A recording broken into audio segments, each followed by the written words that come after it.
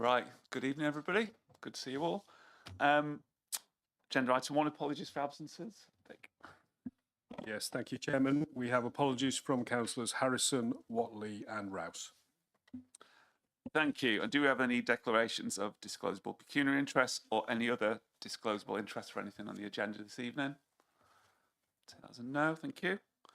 And confirmation of minutes of previous meetings. This is for 2 meetings. So firstly, the 24th of June 2025.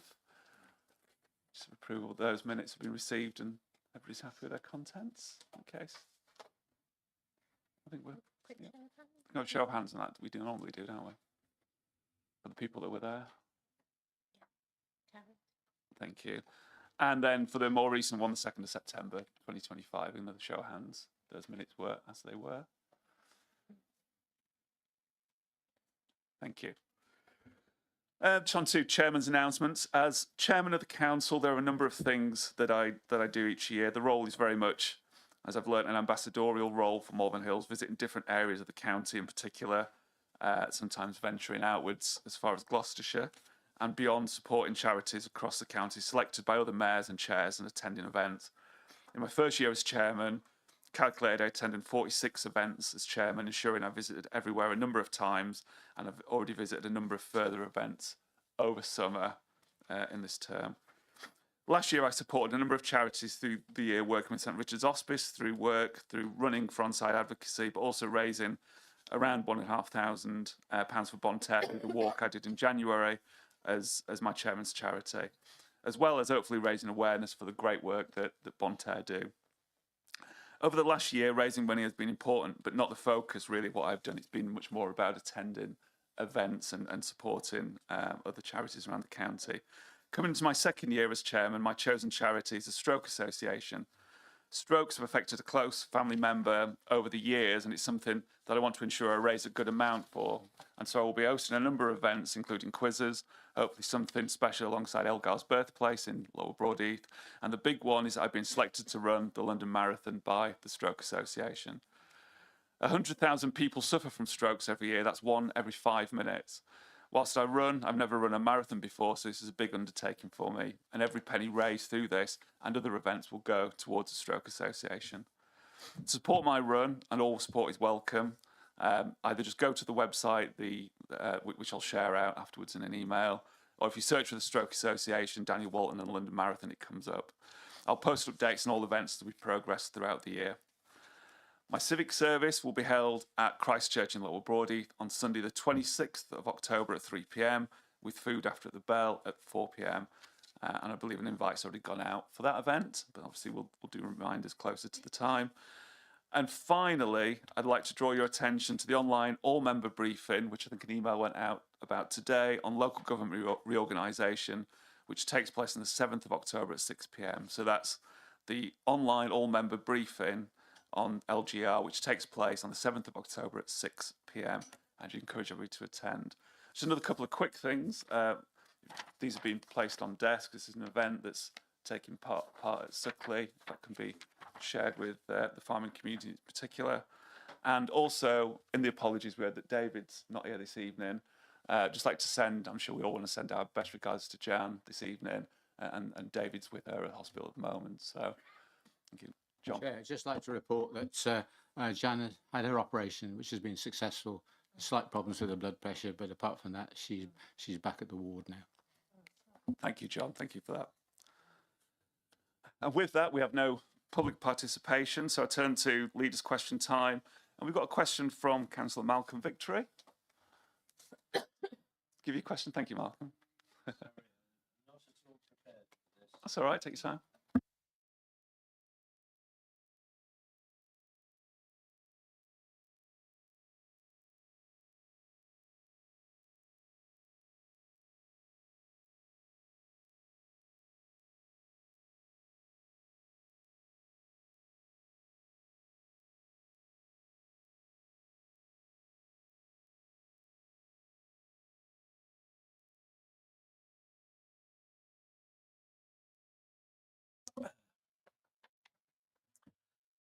Recently, over a weekend, I had several complaints from Malvern Wells residents about a loud noise incident. The noise clearly impacted a large number of people trying to enjoy the lovely weather and continued from 7 o'clock until evening. I attempted to contact MHDC out of hours by telephone after searching the website, and eventually was led to the WRS telephone response, Worcester Regulatory Services, which is that there is no out of hours service for this type of complaint. Indeed, there's no out of hours service at all. Surely it's a failure on the part of the local authorities to provide no cover for noise abatement and other problems at the weekend when most noise-making gatherings take place. Does the leader feel satisfied that the residents have no support? Thank you. Thank you, Malcolm. John, consent to you. Yeah, thank you, Malcolm, for that question. I understand that Councillor Victory has already had a response from Worcestershire Regulatory Services, which I'll summarise as follows. Every district local authority has a statutory responsibility to inspect its area from time to time to detect any statutory nuisance which ought to be dealt with under Section 80 of the Environmental Protection Act 1990, and where a complaint of a statutory nuisance is made to it by a person living within its area, to take such steps as are reasonably practicable to investigate the complaint. However, there is an important and critical caveat here. Whilst nuisance legislation is often seen as an all-encompassing panacea, unfortunately, it is not. We must be able to point to a statutory power to act legally and in accordance with a local authority's delegations. Unfortunately, in this case, aircraft noise specifically falls outside of our statutory powers. It is therefore not an issue that Worcestershire Regulatory Services can investigate as a statutory nuisance. In the UK, paramotors do not require a formal licence to operate. However, they are considered aircraft and must adhere to aviation regulations, including rules of the air and airspace restrictions. The UK Civil Aviation Authority is the regulatory body for this and has published the Paramotor Code to guide pilots on regulations and best practices, including minimum heights, distances from people and property, and airspace restrictions. The CAA can be contacted, if you wish, by inquiries at ca.co.uk. As far as an out-of-hours noise nuisance service is concerned, Worcestershire Regulatory Services has never offered such a service since its formation in 2010. At that time, the District Council partners had already stopped offering an on-call service for noise nuisance as it was deemed not to be economically viable. However, WRS does undertake planned out-of-hours investigations and activity based on intelligence and tactical assessments to protect the public. Finally, it is important to recognise that Malvern Hills District Council does have an out-of-hours service which is available in the event of an emergency only and should not be used for day-to-day inquiries. Thank you, John. Malcolm, do you have a follow-up supplementary question? Well, I'd just like to thank the leader for that explanation of aircraft regulations. But the thrust of my inquiry really was that the population of Malvern is left without any effective means of dealing with the situation as it's occurring. I accept that for financial reasons the service was discontinued by the district councils and later by the county council. However, I still come back to the basic point of the question: does the leader feel that it's adequate to leave the population in this situation without any recourse to action? Thank you. Again, Malcolm, thank you. John, would you like to respond? Yeah, I think the issue here, as I understand it, is that it's the Civil Aviation Authority that have the powers to be able to deal with it. So if the reference that earlier made to the paramotor code, there's a whole lot of things published by the CAA about rules of the air and how people should behave. So for instance, I think in this noise case, all people using that airspace have to have a distance of 500 feet from individuals or from property as a minimum. So there are rules and regulations within the CAA to say this is these are part of the air rules, the rules of the air. And I think if that has been flouted, then I think the appropriate person to deal with that is the Civil Aviation Authority. They have the authority. Okay, thank you.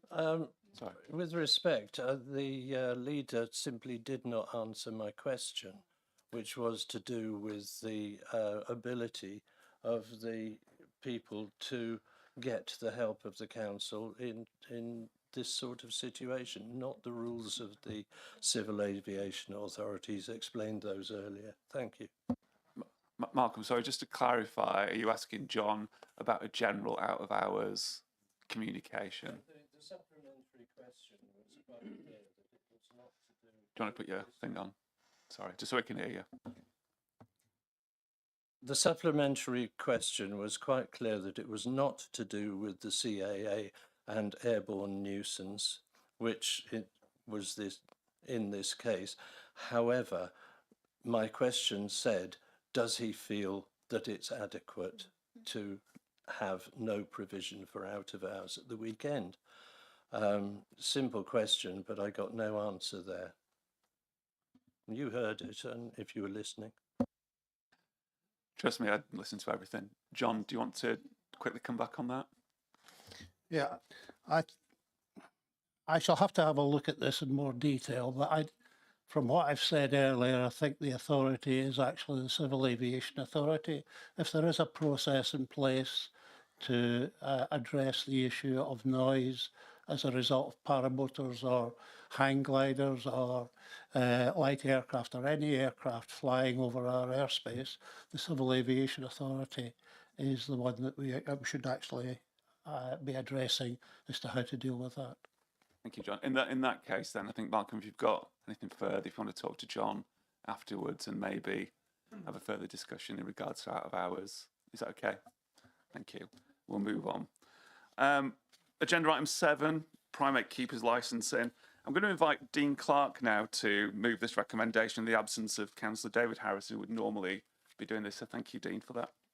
Thank you, Chair. I'm going to thank Bronwyn first for notifying me or giving me notification that I would have to answer this. It gave me some time to read through it in a slightly more detail than I normally do. The Animal Welfare Primate Licences England Regulations 2024 were made in March 2024 and took effect from 6th of April 2025. These regulations establish a new licensing regime for individuals who keep primates in England. Under the new regulations, the Council is responsible for processing licence applications, conducting inspections and enforcing compliance. And this report provides the Council with background information and details of the forthcoming licensing framework. And I'm sure you've all read the report. As I'm sure many members here would be happier if there were a complete ban on keeping primates in private residences, although I would point out that we all live in private residences and we are primates. So, but we are where we are. It's national legislation which we must comply with. The officer's recommendation for licence conditions, in my opinion, are sound and will put us in compliance with national legislation. Therefore, I'm happy to move that the Council approve a draft revised statement of licensing property shown at Appendix 1 for the purpose of a 4-week consultation with relevant parties. If there are questions, I'm very glad to see. I was a bit worried because he didn't come in until we started the council meeting, but Niall will be able to answer the detail far better than I am. That's it from me. Chair, I think Councillor Nielsen is willing to second. Just give us 1 second, Misha. Sorry, Councillor Clark, I think you've just read out the recommendations for item 8 and not 7. Item 8 is the licensing policy going out for consultation.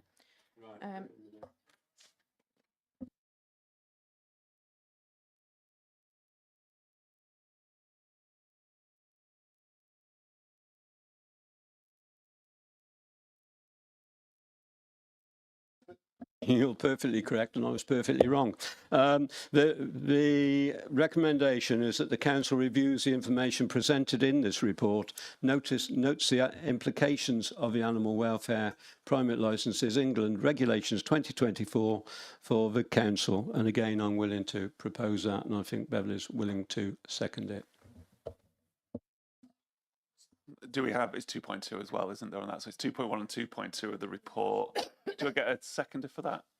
Yes, if I can have, Thank you, Beverly. Thank you, Dee. That's fine. Any discussion, questions on this? Willing to, Mark? Thank you for that. I mentioned briefly, executive, my views. I find in general pretty abhorrent that we're still allowed to keep primates, private addresses in the United Kingdom, except for, particular conservation reasons. I don't think we should be keeping primates. And looking at the paper, I know most of the parties support a complete ban, and that's my preference. I shall probably be abstaining. I think, on the other hand, whilst I think it's abhorrent, better some license system than none to keep checks and balances. But in terms of my opposition to keeping primates, I will definitely be abstaining. Thank you, Mark. Any comments, thoughts? Natalie? Yeah, thanks. Like Mark, I was at Executive Committee and most people who were there, or everyone that was there, heard my thoughts on this. So I'm not going to repeat everything, but not for the first time, I'm really absolutely fuming with the government, this time because they've decided to backtrack on their original manifesto commitment to end the private keeping of primates. And in my view, share Mark's view entirely, it is wrong to keep these highly intelligent, long-lived animals as pets. As stated in the report, they form intricate social relationships with each other and experience emotions and suffer in a similar way to humans. When kept as pets, they can experience serious suffering, including social isolation, early weaning, cramped and inappropriate housing and poor diet. There is public support, as Mark mentioned, for a ban on keeping, breeding, acquiring, gifting or selling primates, with 98.7% of respondents to the survey articulating that view. But yet again, government haven't listened and have made another U-turn. Although it could be argued that introducing a licensing system will give some protection to primates, based on this report and answers given to the questions that I and others raised last week at Exec, I'm not convinced that the initiative will be adequately resourced, especially by suitably qualified staff. For example, there's no obligation for vets to share information with us about primates they treat. We currently don't think that there are primates being kept as pets in Malvern Hills district, but we can't be sure. So in my view, this government is not serious about animal welfare, and I am. Therefore, this evening, actually, I'm going to vote against this paper because I've done some more research. It's inadequate, it won't protect animals, it's toothless, and I shall be writing to government to share my views. Thank you, Natalie. Paul? The very fact that there is no register at all at the moment, and obviously there must be a reason why this has come forward, suggests that there may be primates being kept in conditions which we are totally unaware of and being looked after even worse than all of the things that have been said, I'm totally opposed to keeping them in private residences as well. But at the end of the day, if this brings them back into the open, it might be something sensible as an interim measure at least. So that's why I'm supporting it. Thank you, Paul. Beverly? Thank you very much. Yes, I think probably most of us in this room, if not everybody in this room, would prefer to see primates not kept in private captivity. But what this does under the Animal Welfare Private Licenses Regulations 24 makes it illegal to keep primates as pets without a license and effectively bans private ownership unless zoo level welfare standards can be met. The new law does actually stem from a manifesto commitment and introduces the licensing scheme that others have referred to, ensure primates receive the complex care they need, a requirement that is practically impossible for most household environments to provide. So I would like to agree with Councillor Bennett that yes, and indeed others who've spoken, that, you know, I don't think we want to see such complex sentient animals kept in a private capacity, but this imposes a very high threshold on those who are seeking to keep them, and a licensing system does indeed bring transparency into the process, of which we've had none so far over many years. Thank you, Beverly. John Michael? Thank you, Chair. I was just a question for Niall, actually, as to whether we're aware of any primates being kept in our area. Thank you. No, we're not aware. We haven't any information or intel to say that there are any primates kept in residential premises at the moment. But we will be working, hopefully, with the vets to try and identify any that are within Malvern Hills. As mentioned in the paper, there's information to state there is somewhere in the region of 5,000 primates at the moment being kept in the UK in households without licences. And under the present licensing scheme, you'd need a dangerous wild animals licence to hold them. And as it stands, there are only 250 issued in the UK. So somewhere along the line, there are lots of primates being kept in households without any knowledge of where they're being kept or who's keeping them. So by making it certainly a criminal offence would hopefully enlighten those people. Certainly the ones that I'm sure many of them are law abiding. But it should certainly highlight the fact that a licence is required and that, you know, there is a risk by having one without the appropriate licensing in place. Thank you, Niall. Do we have any more questions or comments or thoughts? Douglas? Thank you very much, Mr. Chairman. It is amazing that we are actually behind the government in Kenya on this. You do have to have a licence and inspections on a regular basis to keep primates in residential accommodation and compounds in Kenya. We're catching up. Thank you. Thank you, Douglas. Before I go to the vote, any other questions or thoughts? Thank you, Julie.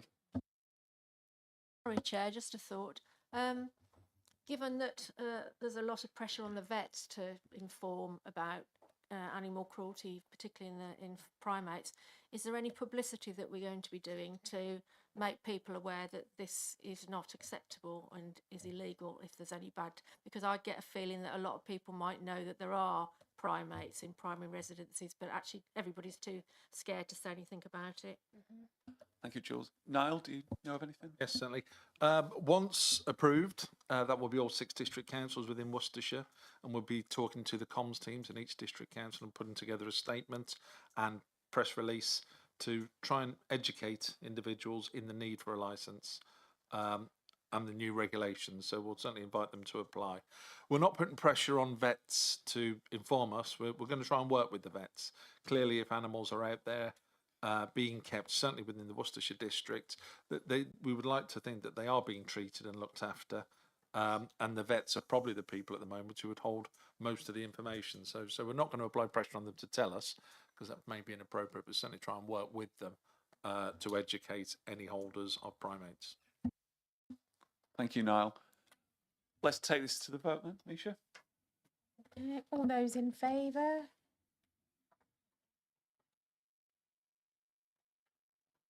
All those against?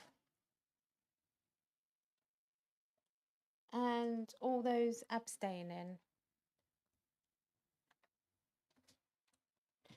That's clearly carried, Chair. Thank you, Misha. Agenda item 8, statement of licensing policy review. And can I invite Councillor Dean Clark again, sorry, in the absence of David, to move the recommendation and the report. Thank you, Dean. Right, I'll try and get this one right. Section 5 of the Licensing Act 2003 requires licensing authorities to review statements of licensing policy every 5 years. The Council's current statement of licensing policy took effect in 2020, which means that a new statement of licensing policy must therefore be reviewed and published in 2025. I would ask and recommend members to consider and approve a revised draft statement of licensing policy shown at Appendix 1 for the purpose of consultation with relevant stakeholders. Importantly, the revisions incorporate the draft revised statement of licensing policy includes an updated section on equalities, which aims to improve information to applicants, licence holders and the public on how the Council will seek to fulfil their duties under the Equality Act 2010 and to try and help others to fulfil their own such duties. The draft revised statement of licence policy also identifies and enhances additional safeguarding responsibilities towards females and other vulnerable groups. And the draft revised statement of licence policy also aims to balance the social and economic benefits of licence sport activities against the potential adverse environmental implications, such as public nuisance. And I'm sure those of us who have sat on licensing committee will welcome that. I would like to move again the recommendation, and the recommendation is that the Council approve a draft revised statement of licensing policy shown at Appendix 1 for the purpose of 4-week consultation with relevant parties. Can I move that approval? And I think Beverly is again willing to second. Thank you. Thank you, Dean, for that. And can we get a seconder, Beverly? Is that good? Thank you. Okay, so this is the recommendation is 2.1, isn't it? It's everything that's in the 43 pages of the of this policy. Okay, and I think Dean, just everything marked in red is new, isn't it? Is that the way it's worded? Okay, thank you. Any comments, thoughts? Yes, Natalie. Yep, thank you. Again, this was at exec last week, so I'm going to repeat some of what I said then. Definitely welcome the consultation, especially as it seeks to prevent crime and disorder and protect children from harm. And thank you for increasing the scope of this document and consultation. As you've mentioned, it's the bits in red that are the additional bits. It's a particularly pertinent time to be talking about eliminating discrimination, harassment and victimisation, which I know since the so-called raising of the colours has become an increasing problem in our communities, some of which are experiencing what can only be described as vigilantism. I also welcome paragraph 6.20, which gives a renewed focus to highlighting and eliminating violence against women and girls in relation to drink spiking. I hope that we reach out to encourage participation in the consultation, that we receive some helpful responses, and I look forward to them coming back to this committee as part of the renewed policy, which should be published later this year. Thank you. Thank you, Natalie. Do you have any other questions on this or any thoughts before we take it to the vote? Good, thank you. Misha? All those in favour?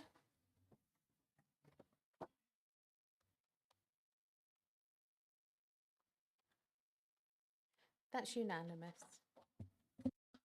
Thank you, Misha. And the final agenda item for Dean this evening is air quality supplementary planning document. Could I invite you to move the recommendation in the report, Dean? Thank you. I must admit, going through these sort of pointed out to me that David's remit is so wide, and so often we hear from him. So my thanks to him generally. Right, this is a recommendation that Council notes the outcome of a statutory public consultation on the draft air quality supplementary planning document as set out in this report and Appendix 1, Statement of Community Consultation, and adopts the air quality supplementary planning document as amended and set out in Appendix 2. The air quality supplementary planning document will be a material consideration in the determination of planning applications and will give background information to both decision makers within each of the South Worcestershire councils and applicants for planning permission on why air quality is important, how air quality mitigation measures can be incorporated into the design of new developments, and aid with understanding of when an air quality assessment will be required and what is involved to support the application process. I understand from executive, as far as I remember, that there is nowhere that is considered to be at particular risk within Malvern Hills district. But I think it's a good start and a good way to go anyway, that our planners should be considering this and our developers also should be considering this. You might find that things are being tightened up eventually. Certainly I reflect back to a time when we stopped lead in petrol because of its effect on their various mentality. You do wonder if whether some of the illnesses, mental illnesses now relate to people actually breathing in fumes at that time. I would recommend this to council. As I say, I don't think that involves a vote, does it? Thank you. Do we get a seconder to those recommendations? Paul? Okay, thank you. And do we have any questions? We do have a debate and a vote on this. So do you have any questions or any thoughts on this before we take it to Paul? Yeah, I was going to say this is really, really important. Somebody lost half a lung because of air pollution. 30 years in Manchester did me no good because the pollution from the traffic and from everything around us. And what we don't understand is that even some of the materials now being used in properties themselves, they need looking at. And if we don't have these regulations, you can be living, thinking you're in a fabulous place like Malvern where the air is relatively clean, but some of the things that you might be exposed to are actually inside the buildings you live in. So this is really, really important going forward. And that's why I'm supporting this 100%. Thank you, Paul. Natalie? Yeah, as you might expect, Exec had a lot of questions, and I would like to say publicly thank you to Andy because he answered them the day after in writing very comprehensively. So thank you, Andy, for doing that, and I'm not going to ask them again. Thank you. Thank you, Andy. Any other questions or thoughts? No, should we take this to the vote, Misha? So all those in favour?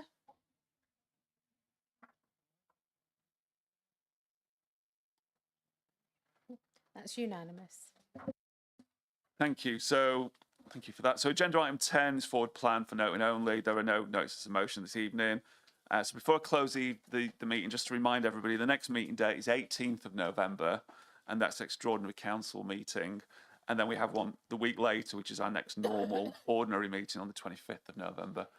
Thank you. Paul, quickly. Can I just make one point? I was going to make it during the question period. If you do have any noise problems on the hills or you see aircraft buzzing around, phone Gloucestershire Airport. They're very good. The air traffic control people there got rid of a couple of planes that were just chasing each other around the hills once.